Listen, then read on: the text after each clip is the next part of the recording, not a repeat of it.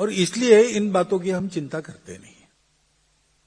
ये जब लोगों के ध्यान में आता है, पहले तो खूब विरोध होता है, मारपीट भी होती है, गाली गलौज भी होती है, लेकिन जब ये ध्यान में आता है कि हमारे तरफ से तो भरपूर हुआ लेकिन इन्होंने कुछ लिया ही नहीं, तो फिर वो बात सुनते हैं। सुनने के बाद उसकी पड़ताल करते हैं। पड़ताल करने के बाद उनको लगता है कि थोड़ा दम तो है इनके बात में, थोड़ा पास जाना चाहिए। ऐसा करते करते वो हमारे बन जाते हैं। ये हमारी प्रक्रिया है। ऐसे ही हम सब जगह काम करते हैं। स्वयंसेवक मुसलमानों में कुछ तो कर रहे काम, वो ऐसे ही काम करते हैं। दूसरी श्रेणी है राष्ट्रीय परिदृश्य, अर्थात भारत नेशनल सिनारियो। इसमें 2 प्रश्न हैं। प्रश्न करता है कुलदीप जैन जी, विवेक नायक जी, दीपक बिरेवार जी। प्रश्न: समाज में आज भी भाषा के आधार पर भेदभाव और हिंसा दिखाई देती है। इसे कैसे दूर करना? भ्रष्टाचार को समाज और व्यवस्था से कैसे दूर करें? और संघ उसके लिए क्या प्रयास कर रहा है? ऐसा है कि पूरे समाज को देखा जाए जगह जगह पर, मुंबई सहित, तो कि समाज में भाषा के आधार पर भेदभाव है, ऐसा नहीं है।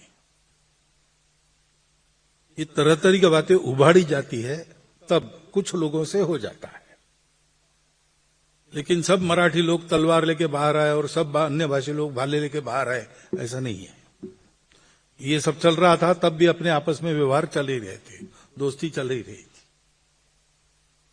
तो एक लोकलाइज बीमारी है, उसको सार्वजनिक नहीं करना। ऐसा नहीं मानना कि वो फैली, वो नहीं फैले इसकी चिंता करना होता है। इतना बड़ा समाज है, हर एक आदमी के बिहेवियर की गारंटी कोई नहीं ले सकता, और बातों को उभारने वाली शक्तियां हैं, वो अपना काम करती है। राजनीति चलती है तो उसमें स्वार्थ के कारण भी ये बातें होती है, तो हो जाती है। उसको फैलने नहीं देना, उसके जख्म नहीं होने देना, हुए तो मरहम पट्टी करना, जल्दी से जल्दी उसको मिटा देना। और बाकी समाज ने ध्यान में रखना कि ये बातें फैले नहीं, लोकलाइज रहे, जहां है वहां जिनकी है उनकी, उनके तक सीमित रहे, ये आम बात न बन जाए।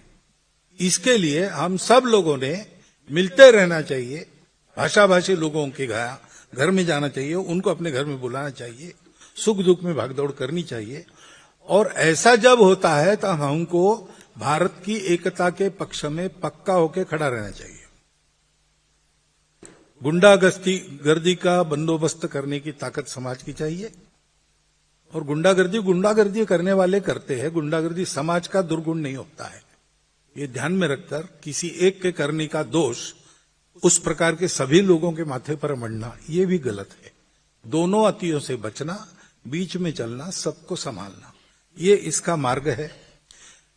अब भ्रष्टाचार की बात है तो भ्रष्टाचार के विरुद्ध आंदोलन चलते हैं। संघ के स्वयंसेवकों को बताया है, उसमें आप पूरा समर्थन करो। भ्रष्टाचार के खिलाफ कड़े कानून बनाने के पक्ष में संघ रहता है। भ्रष्टाचारियों को एक्सपोज करना, उन पर कार्रवाई हो ऐसा करना, उस प्रयास में भी संघ के सब स्वयंसेवक रहेंगे। लेकिन ऐसे होने के बाद भी संघ ने बताया ने, ये मैं बोल रहा हूं, ये हमारा प्रस्ताव है, लिखित है। पुत्तूर में प्रतिनिधि सभा हुई थी जब अण्णा जी का आंदोलन चल रहा था, तब ये प्रस्ताव किया हमने। ये तीनों बातें उसमें कही कि ऐसे सब मामलों में स्वयंसेवक शुद्धाचार के पक्ष में खड़े हो और शुद्धाचार के पक्ष में खड़े हुए लोगों की पूर्ण मदद करो। लेकिन ये भ्रष्टाचार व्यवस्था में नहीं होता है, भ्रष्टाचार आदमी के मन में होता है। कोई भी आचरण की भ्रष्टता व्यवस्था में नहीं होती। व्यवस्था को बिगाड़ने वाले लोग होते हैं, व्यवस्था को सुधारने वाले लोग होते हैं। ये तो व्यक्ति में रहता है। गोमा गणेश पितड़ी दरवाजा ऐसी कहानी है,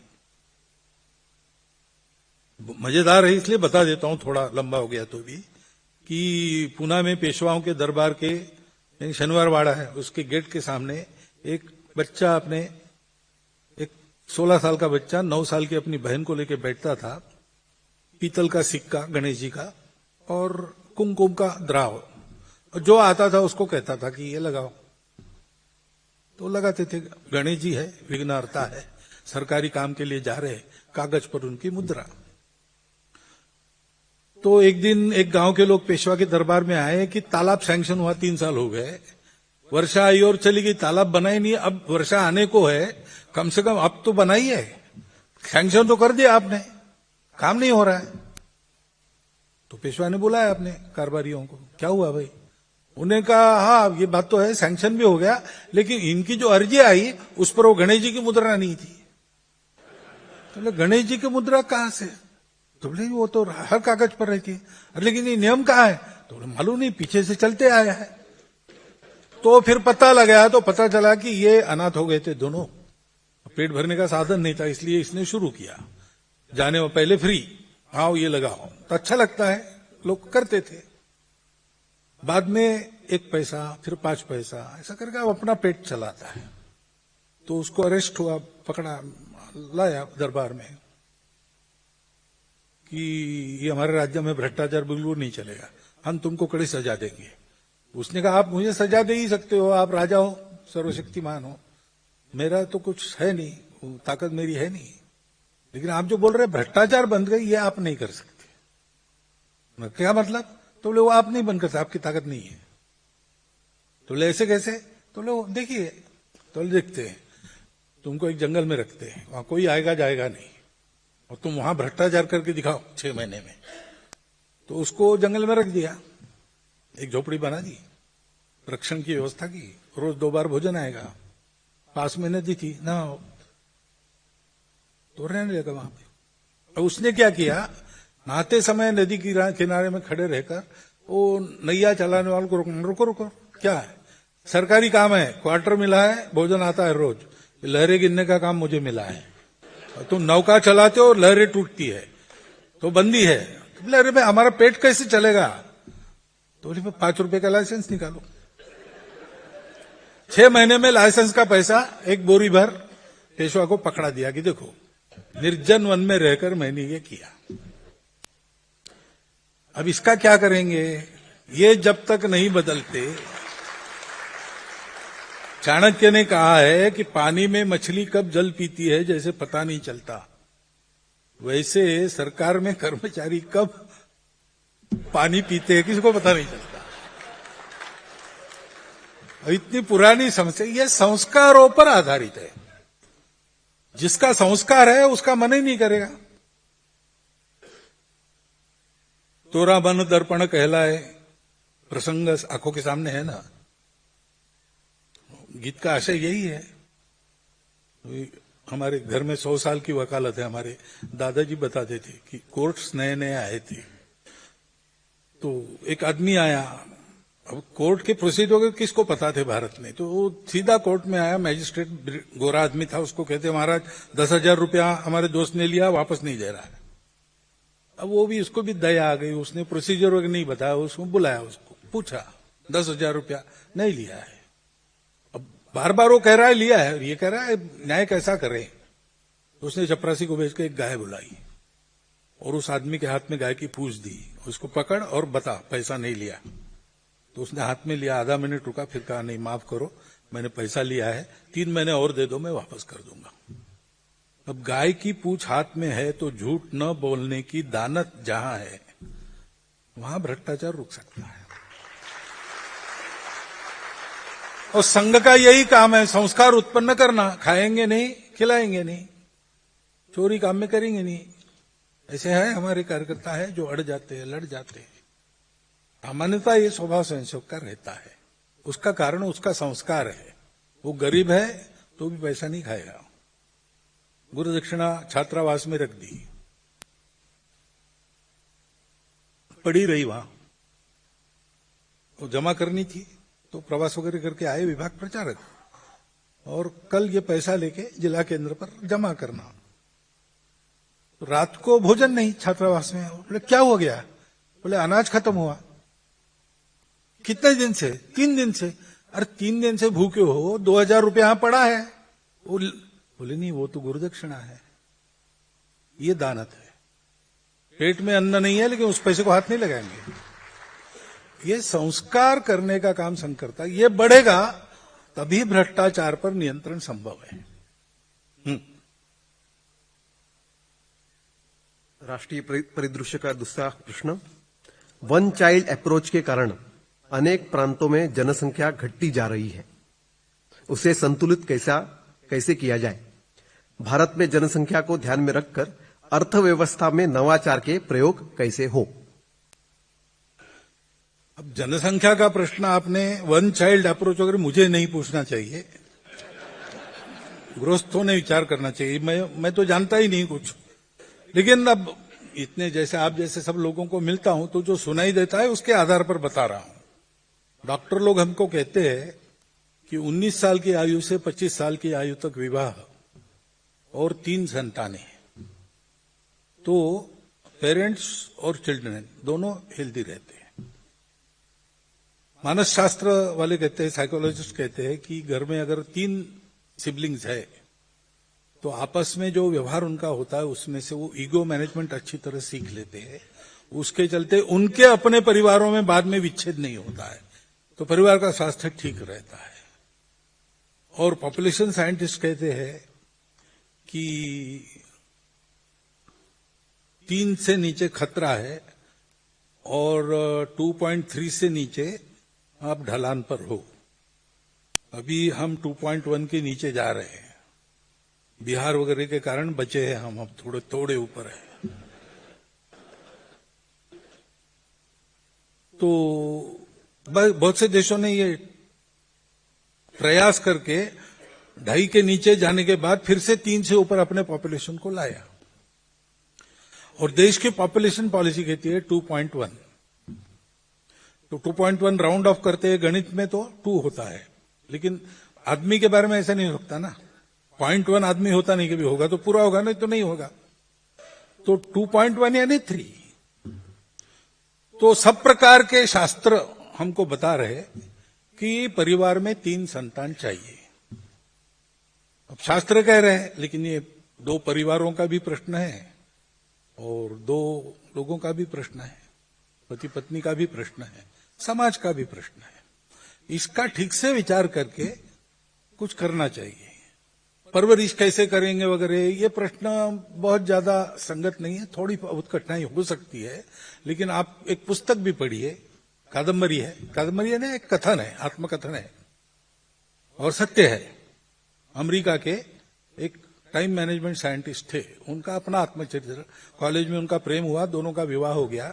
उन्होंने तय किया 12 बच्चे करेंगे, किए 12 संतान हो गए उनकी, सबको अच्छा पढ़ाया, बड़ा करा। उस पर उन्होंने पुस्तक लिखी है, चीपर बाय डजन, थोक में सस्ता पड़ता है, ऐसा। उस पर फिल्म भी निकली है, तो पुस्तक लेके पढ़िए। तो ये जो परवरिश वगैरह की बातें रहती है वो आपके सामने से दूर हो जाएगी। तो 3 का ठीक सोच सकते हैं, सोचिए। लेकिन विवाह नहीं करना है, संन्यास लेना है, संघ का प्रचारक या समिति की प्रचारिका जाना है, बात अलग है। लेकिन अगर विवाह करना है तो विवाह केवल 2 लोगों के शारीरिक संबंध की बात नहीं है। विवाह समाज का जो यूनिट है, फैमिली, उसको उत्पन्न करने वाला उपकरण है और संस्कार है। तो विवाह करना और जिम्मेवारी नहीं लेना, ये नहीं होना चाहिए। विवाह करना चाहिए, जिम्मेदारी के साथ उसको निभाना चाहिए। दोनों ने अपने 7 जन्म की बात करते हैं, वो परस्पर का रिश्ता निभाने की बात है। परिवार में क्या रहना चाहिए, कैसा रहना चाहिए, इसका है, वो गृहस्थाश्रम निभाने की बात है और सामाजिक कर्तव्य निभाने की बात नहीं, ये बात आती है। परंतु संतुलन के, असंतुलन के और 2 कारण हैं। और ये जो बर्थ रेट वाली बात है वो आखिरी है, तीसरा है। पहला है कन्वर्शन। तो हमारे यहां तो मत स्वातंत्र्य है, आपका भगवान आप चुन सकते हैं और आप खुद चुनते हो तो उस पर कोई हाथ नहीं उठा सकता, ऑब्जेक्शन नहीं ले सकता। रेवरेंड नारायण वामन टिळक थे, कोकणस्थ ब्राह्मण थे, लेकिन उनको लगा कि ईसा मसीह का रास्ता मेरे लिए ठीक है, तो वो ईसाई बन गए। उनके पत्नी को लगा नहीं तो वो हिंदू रह गई। उनके पुत्र देवदत्त वो भी हिंदू ही थे। परिवार में विच्छेद वगैरह नहीं हुआ, परिवार था ही। ये बात अलग है कि जब रेवरेंड नारायण वामन टिळक चर्च में तुकाराम महाराज के अभंग गाने लगे तब उनको बाहर कर दिया, वो बात अलग है। लेकिन वो ईसाई बने तो बन सकते हैं, तो कोई उसमें। वो एक प्रसिद्ध कवि थे, हम पाठ्य पुस्तकों में उनकी कविताएं याद करते थे। उनकी योग्यता है ही, वो आदरणीय भी है, सम्माननीय है और देशवासी के नाते हमारे प्रेम के विषय भी है। परंतु जोर जबरदस्ती या लालच दिखाकर या मजबूरी में फंसाकर अपनी झुंड बढ़ाने के लिए अपने झुंड में खींचना लोगों को, ये जो मतांतरण का प्रकार है वो पूर्णतः त्याज्य है, निषेधार्ह है। और घर वापसी उसका उत्तर है, वो होना चाहिए, ये बंद होना चाहिए, घर वापसी चालू होना चाहिए।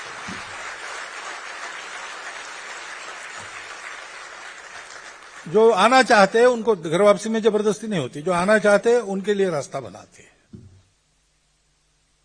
वो एक कारण है। और इसलिए ऐसा मतांतरण बंद हो और जो ऐसे गए और जिनको वापस आना है उनको लेने की व्यवस्था हो। दूसरी बात है घुसपैठ।